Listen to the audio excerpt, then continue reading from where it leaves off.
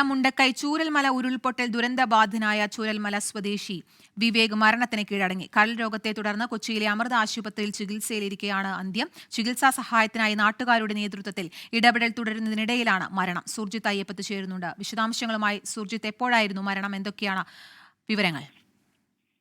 അരമണിക്കൂർ മുമ്പാണ് കൊച്ചിയിലെ സ്വകാര്യ ആശുപത്രിയിൽ വെച്ച് വിവേകിന്റെ മരണം സ്ഥിരീകരിച്ചിരിക്കുന്നത്. 24 വയസ്സായിരുന്നു. കരൾ രോഗ ബാധിതനായി ചികിത്സയിൽ കഴിയുകയായിരുന്നു. അദ്ദേഹം വിദേശത്തായിരുന്നു. കെമിക്കൽ എഞ്ചിനീയറായി ജോലി ചെയ്യുകയായിരുന്നു. ഇതിനിടയിലാണ് ഇത്തരത്തിൽ രോഗബാധ വന്നത്. അസുഖത്തെ തുടർന്നാണ് നാട്ടിലേക്ക് എത്തിയത്. തുടർന്ന് ചികിത്സ തേടി. ബാലകൃഷ്ണൻ ഉമ ദമ്പതികളുടെ മകനാണ് അദ്ദേഹം. അട്ടമല സ്വദേശിയാണ്. അതായത് ദുരന്തം നടന്നതിന്റെ തൊട്ട് അപ്പുറത്തുള്ള അട്ടമല എന്ന് പറയുന്ന പ്രദേശത്തുള്ള അവിടെയുള്ള ആളാണ് ഈ വിവേക്.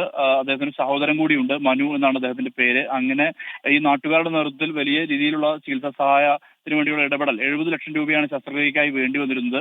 അത്തരത്തിലുള്ള ഇടപെടൽ തുടർന്നു വരികയായിരുന്നു. പ്രത്യേകിച്ച് കഴിഞ്ഞ ദിവസം പോലും 900 കണ്ടിയിലെ ജീപ്പ് ഡ്രൈവർമാർ ഉൾപ്പെടെ ധനസമാഹരണം നടത്തി തുക കൈമാറിയിരുന്നു. അത്തരത്തിൽ ചെറുതും വലുതുമായ സഹായങ്ങൾ കൊണ്ട് 70 ലക്ഷം രൂപയുടെ ചികിത്സ ലഭ്യമാക്കാനുള്ള ഇടപെടൽ, കരൾ മാറ്റിവെക്കൽ, ശസ്ത്രക്രിയ ഉൾപ്പെടെയുള്ള കാര്യങ്ങൾക്കുള്ള ഇടപെടൽ നടന്നു വരുന്നതിനിടെയാണ് ഇത്തരത്തിലൊരു സംഭവം ഉണ്ടായിരിക്കുന്നത്. എന്തായാലും വിവേക് മരണത്തിന് കീഴടങ്ങിയിരിക്കുകയാണ്. മറ്റു നടപടികൾ പിന്നീട് ഉണ്ടാകുമെന്നുള്ളതാണ് വാർഡ് മെമ്പർ ഉൾപ്പെടെയുള്ളവർ അറിയിച്ചിട്ടുള്ളത്.